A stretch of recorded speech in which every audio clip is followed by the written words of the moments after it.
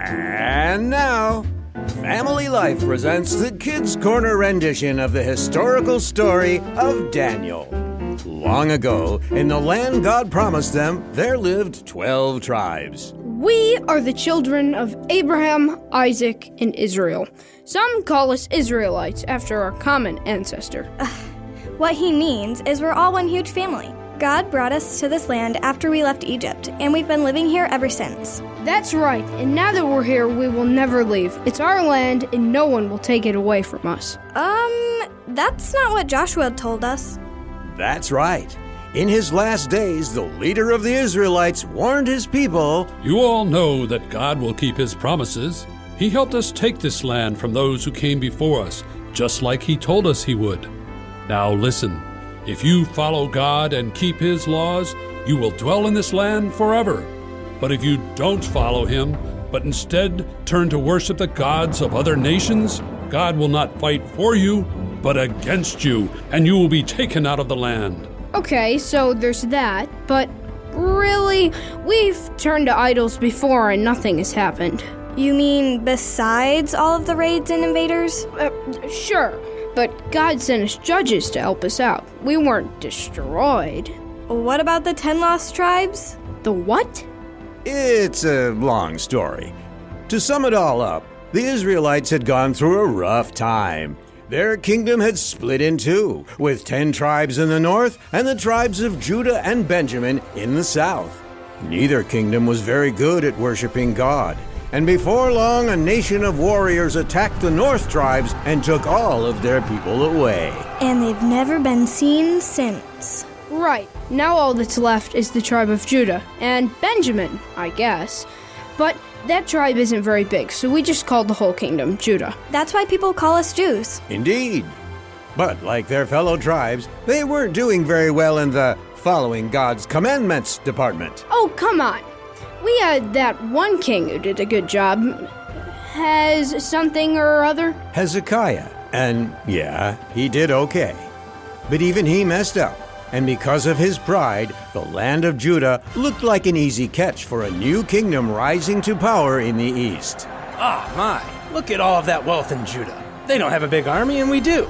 It's time. Forward, Babylonians. Let's capture all of the Jews and bring them back to Babylon. And so, without God's help, the land of Judah fell to the Babylonian army. Almost all of the people were driven from their lands and brought back as slaves. All seemed lost, but God wasn't done with Judah yet. There were some young men amongst them that were going to make a difference. We now return to the Kids Corner rendition of the story of Daniel. Judah had fallen to Babylon's forces, and God's people were forced from their homes into a strange land. All right, everyone. I'm King Nebuchadnezzar. Or Nebuchadnezzar. There seems to be some confusion there, so you can call me Your Highness, Your Lordliness, etc., etc., etc. Phew, that's a relief. I thought Hezekiah was hard to remember. Anyhow, I'm not in the habit of conquering people and then having them sit around doing nothing, so here are some jobs for you to do around here. You young men might be interested in the Magi department. Magi? Like the Christmas story? Exactly. Back in Bible times, kings needed a lot of help running things, and they would often look for people who had special gifts to be advisors and such. Because a lot of these gifts seemed kind of magical, these people were called Magi. That's where I come in. Who are you? My name is Daniel. I've been assigned to be one of these Magi trainees. The thing is, me and my friends know that the reason we are here is because our people have been breaking God's commands. So all 4 of us have decided to follow God no matter what. Who are your friends? I'm glad you asked. This is... Unfortunately, we don't have time to go into too much detail. But they're really important. They lived through a fiery furnace and everything. Yes, I know. But this episode is about your story, not theirs. I want to hear about them. Maybe next time. Read my book, Chapter 3. Anyway, Daniel and his friends kept this promise, and as a result, God blessed them. Daniel especially was given great authority, but more impressively, he was able to tell people what God was telling them in their dreams and other miraculous signs. It's like the handwriting is on the wall. chapter 5. But like all kingdoms, the Babylonians were bound to fall. Eventually, a new and greater kingdom took over, and a new king took the throne, King Darius. Listen, all you magi. I may be a new king, but that doesn't mean that you get to retire. You're too useful. My kingdom is super huge, and I need people under me to take care of it all. So I'll need 120 of you to be what I'm calling satraps, to rule a little bit of my kingdom, and over you will be 3 administrators keeping you all in line. So 40 satraps per administrator. Why, yes. Hey, you're pretty good at math. Just the kind of guy I need. How would you like to be an administrator, Daniel? Sure. Wow, that's pretty lucky. Yep, God's blessing was definitely with Daniel, and everything he did seemed to work out well. But this didn't win him many friends, and that was about to land him into big trouble. Now back to the story of Daniel.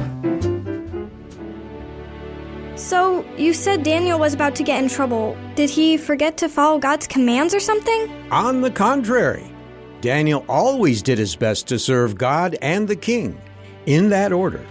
And so God blessed him for it. And the more God blessed him, the more King Darius noticed this. You know, that Daniel guy has a good head on his shoulders, and his God seems to be a pretty cool God as well. I really should put him in charge of everything, and then I could sit back and enjoy being a king for once. But when the other advisors and magi heard about this, they were not happy about it. Did you hear? Yeah, I can't believe they ended the last season like that. Will Gilgamesh survive the flood on his raft? Not the play last night. About Daniel. Oh, right. But what can we do about it? He is better than us in every respect. He doesn't lie, cheat, slack off. I heard he doesn't even eat meat. Okay, and now you're just making stuff up. No, for serious. It's because of his God. His God. Ooh, that's it. We'll make following his God a crime. But we're a pluralistic society. As long as you don't go against the king, anything. Oh, I get it. Uh-oh. Uh-oh is right. Your Highness. Your lordship. Guys, my name is easier to say than the last king. You can use it, you know. But King Darius, we only meant to show you the utmost respect. Oh? Yes, for who indeed deserves all of our love and honor. And worship. Yes, that too. Say, fellow satrap, wouldn't it be great if everyone loved our king as much as we do? That would be awesome, don't you think, King Darius? Sure, that would be nice. You know, it would be super easy to make it happen, right? All you have to do is make it a law. For the next 30 days, no one in your kingdom may pray to any god, person, or thing except you. That sounds pretty nice, not gonna lie. But there needs to be a punishment for those who don't obey.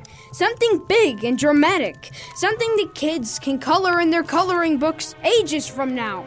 I'm thinking lions? I was just going to suggest lions. Kids like lions. Feed the disobedient people to the lions.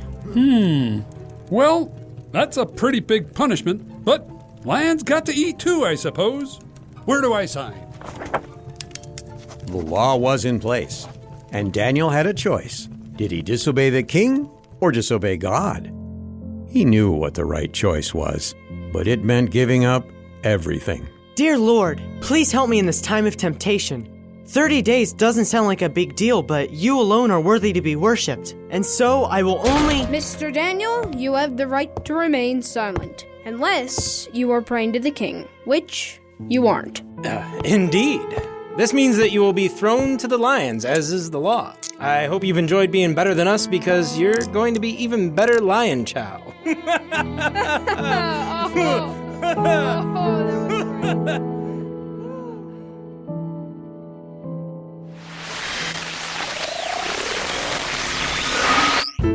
And now, the exciting conclusion to the story of Daniel. After Daniel had been arrested, the men who accused him came before the king. So, you know the law that you signed this morning? Yeah, the one where people can only pray to you or else? Well, it turns out Daniel, your potential second in command, prayed to his God, and therefore, according to this law, he must be thrown to the lions. I am well aware of what the law says. Now, if only there was a way to change it. But it was no use. King Darius tried and tried, but there was no way that he could stop his foolish law from condemning his good friend to death. That evening, Daniel was taken to the den and was thrown in. Oh boy. There's a lot of you in here. May God be with you and rescue you, Daniel. The king had a stone cover up the opening of the den, and then he sealed it. Okay, hold on. I have a question. Actually, a lot of questions. Oh? Yeah. What exactly is a lion's den? Is it a cave that they just kind of knew about, or did they have the lions just hanging around? And why was throwing Daniel into the lion's den the first idea they had? From what I'm able to understand, a lot of ancient nations like Persia and Assyria had a sport where their kings would hunt lions. It was a good way to show how strong their king was. The den was a place to keep the lions when they weren't hunting them. And if you're going to have pet lions, you need to feed them, and lawbreakers were a tasty treat. That's kind of gross. Yeah, a little. Does that answer your questions? Mostly, I guess. King Darius couldn't eat or sleep that night. I just can't believe I did this to my friend. Lord, I have done a terrible thing. Please keep your servant safe. The next morning, he ran down to the lion's den and called out, Daniel, servant of the living God, has he saved you from the lions? God has my king. He sent his angel last night to shut the mouths of these lions. They have not hurt me because I have not done anything wrong. Get some rope! Get him out of there! The king was so happy to have his friend back. And when Daniel was pulled from the den, he was perfectly fine. Not a scratch was on him. Ooh. And what happened to the bad guys? Read my book to find out. Chapter 6. And so, after this, Darius made a declaration saying that all people in his kingdom should fear and worship the God of Daniel. Because he is real and will never go away. He saves and performs miracles in heaven and earth. And he has saved Daniel from the power of the lions.